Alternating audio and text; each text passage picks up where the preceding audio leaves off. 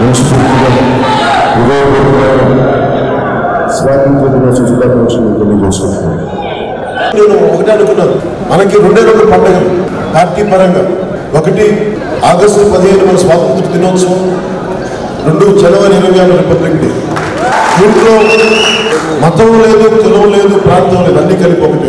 ఈ జాతిని ఏకం చేసే 2 పండుగలే జనసేనకి చాలా ముఖ్యమైన పండుగ. ఎందుకు ఇంత తపన ఉంటుందంటే, నేను సరదాగా పెట్టలేదు పార్టీ. ఈరోజు ఇంత ఓటమిని ఎదుర్కొని కూడా ఇంత బలంగా నిలబడి ఉన్నామంటే భావజాలం లేకుండా ఎవరు నిలబడలేదు, మిగిలిపోతారు. చిగురు టాకులలో ఒడిగిపోతారు, తాటాకాయలు ఎగిరిపోతారు.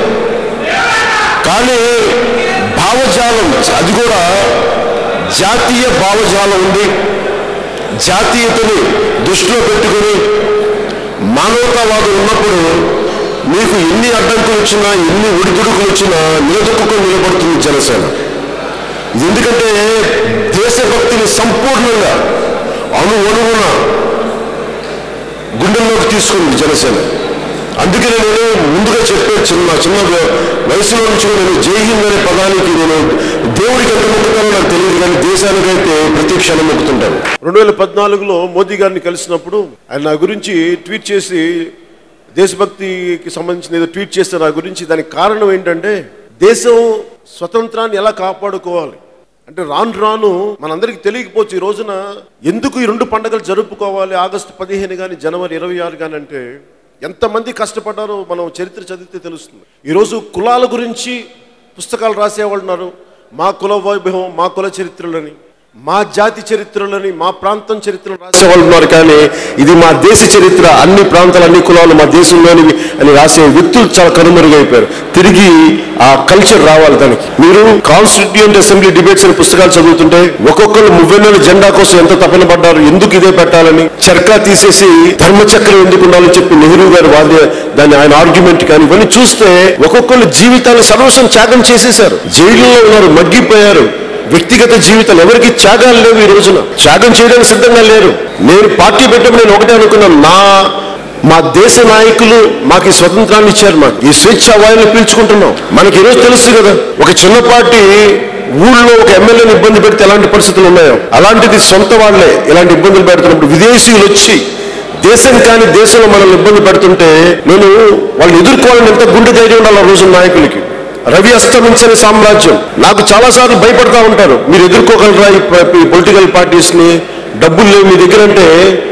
అసలు స్వాతంత్ర సంగ్రామంతో పోరాటం చేసిన వ్యక్తులకి ఎంత డబ్బులు ఉన్నాయి, ఎన్ని వేల కోట్లు ఉన్నాయి. భగత్ సింగ్ కి మన ఉన్న నాయకుల్లాగా వేల కోట్లు లేవే భగత్ సింగ్ కి. సర్దార్ వల్లభాయ్ పటేల్ వేల కోట్లు లేవే. మన టంగుటూరి ప్రకాశం పంతులు గారికి చొక్కా వేసుకొని ఒక మీటింగ్కి వెళ్ళి ఆ ఇంట్లో ఉండిపోతే ఆ రాత్రి మళ్ళీ అక్కడ ఉన్న వాళ్ళ ఇంట్లో వాళ్ళు పాత చొక్కాలు వేసుకుని ఉన్న చొక్కా వదిలేసినట్టు ఒంటి మీద ఒక చొక్కా తగిలినాడు టంగుటూరి ప్రకాశం పంతులు గారు. వాళ్ళ దగ్గర వేల కోట్లు, కానీ ప్రభావితం చేసిన వ్యక్తులు వాళ్ళందరూ. మా స్ఫూర్తి కూడా, జనసేన స్ఫూర్తి కూడా సమాజం కోసం, దేశం కోసం సర్వస్వం త్యాగం చేసిన త్యాగధనులు.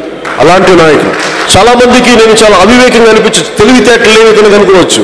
పొలిటికల్ రాజకీయంగా ఎలా బతకాలో తెలియదు అంటారు. మీరందరూ రాజకీయంగా ఎలా బతకాలో తెలిసి చేసి దేశాన్ని ఇక్కడ దాకా పట్టుకొచ్చారు. అవినీతితో కూరుకుపోయేలా చేశారు.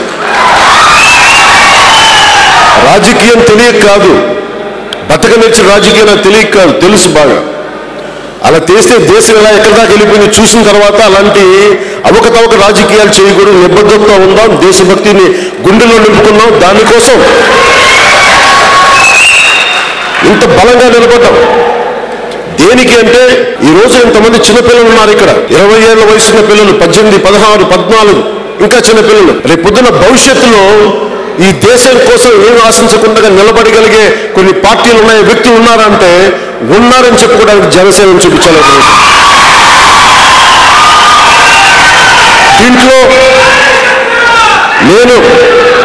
దీంట్లో ఎందుకంటే నిజంగా మేమిచ్చే నివాళిది ఏదో ఆగస్టు 15 వచ్చేసి ఈ మనకి మువ్వెన్నెల జెండా ఎగరవేస్తే కాదు. ఈ స్ఫూర్తిని జనసేన పార్టీ చిరస్థాయి ప్రజల గుండెల్లో ఉన్నంత కాలం, నా ఆఖరి శ్వాస వరకు నా వ్యక్తిగత స్వార్థాన్ని వదిలి జాతీయ స్ఫూర్తిని ముందుకు తీసుకెళ్తాం జనసేన పార్టీ ద్వారా.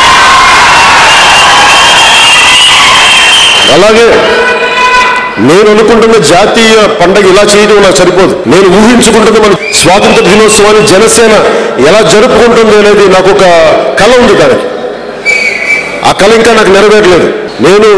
నాకున్న కోరిక కనీసం వారం రోజులు జరుపుకోవాలి మన జాతీయ 15 ముందు. ఈరోజు జెండా ఎగరేయాలి అంటే వారం రోజుల ముందు నుంచి ఎవరెవరు ఎంత త్యాగాలు చేశారు, మన ఊళ్ళల్లో ఎంతమంది స్వాతంత్రోద్యమకారులు ఎన్ని త్యాగాలు చేశారు, ప్రతి గ్రామంలో మన ఊళ్ళల్లో వాళ్ళందరికీ నివాళులు అర్పిస్తూ వారం రోజులు చేసుకుంటూ ఫైనల్గా దాన్ని ఆగస్టు 15 30 జెండా జాతీయ నాయకులకి నివాళులు అర్పిస్తూ వారి త్యాగాలు మెచ్చుకుంటూ అలాంటి రోజులు జనసేన ముందు నేను వచ్చే సంవత్సరాల్లో చేయాలని మనస్ఫూర్తిగా వాంఛిస్తున్నాను, ఆకాంక్షిస్తున్నాను. నన్ను భగవంతుడు మీరందరూ కూడా మీరు చల్లగా చూస్తే నాకు అలాంటి రోజు కోసం ఎదురు చూస్తున్నాను. ఎందుకంటే నాకు ఒక రోజులో 15 నిమిషాల్లో జెండా ఎగిరేసి జనగణమన ఇప్పుడు సరిపోవట్లేదు. నాకు ఒక వారం రోజులు ఒక తరాలన్నిటికీ తెలియాలి, కొత్త తరాలన్నిటికీ మన దేశం ఎంత గొప్ప దేశమో.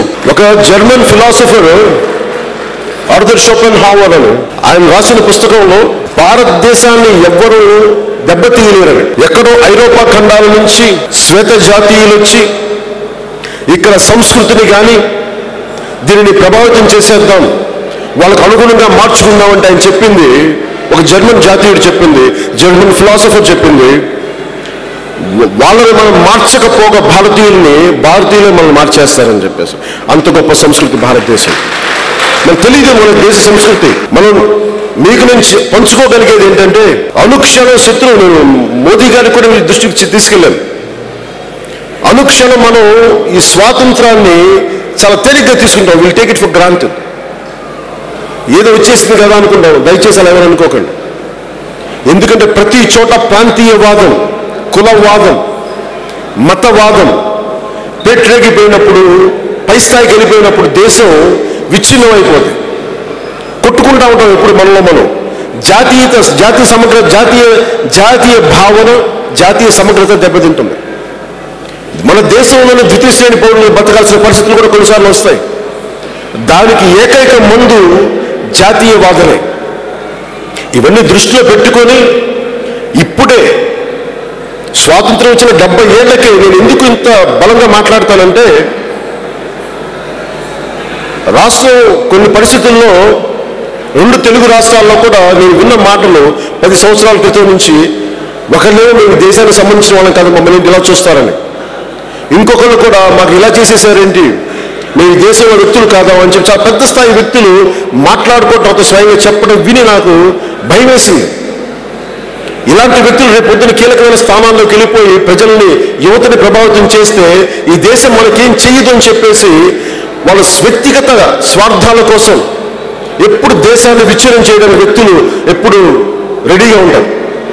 వాళ్ళని ఎదుర్కోవాలంటే ఇప్పుడున్న యువతకి నేను జనసేన నుంచి అభ్యర్థిస్తుంది కూడా జాతీయవాదాన్ని, మానవతావాదాన్ని వదలకండి. అంత గొప్పది దేశం. అందుకని దయచేసి ప్రాంతీయ తత్వానికి కానీ, కులతత్వానికి కానీ, మతతత్వానికి దయచేసి మన దేశానికి బలి చేయకుండా మనందరం బలంగా దేశానికి జాతీయ సమగ్రత అండగా నిలబడాలని మనస్ఫూర్తిగా మీ అందరికీ ఉన్నది కోరుకుంటూ, ఇంత బలమైన అవకాశాన్ని ఇచ్చిన ఒకసారి అందరం మీ అందరికీ ఒక నిమిషం ఇందాక ఒకసారి అందరూ లేచి నిలబడితే ఇంకొకసారి జాతీయ గీతాన్ని ఎన్నో స్మరించుకుందాం. ఒకసారి దేశానికి జయజలుకుందాం. జాతీయ గీతం. जनगण मन अधिनायक जय हे भारत भाग्य विधाता पंजाब सिंध गुजरात मराठा द्राविड़ उत्कल गंगा विंध्य हिमाचल यमुना गंगा उच्चल जलधि तरंगा तव शुभ नामे जागे तव शुभ आशीष मांगे गाहे तव जय गाथा जनगण मंगलदायक जय हे भारत भाग्य विधाता जय हे जय हे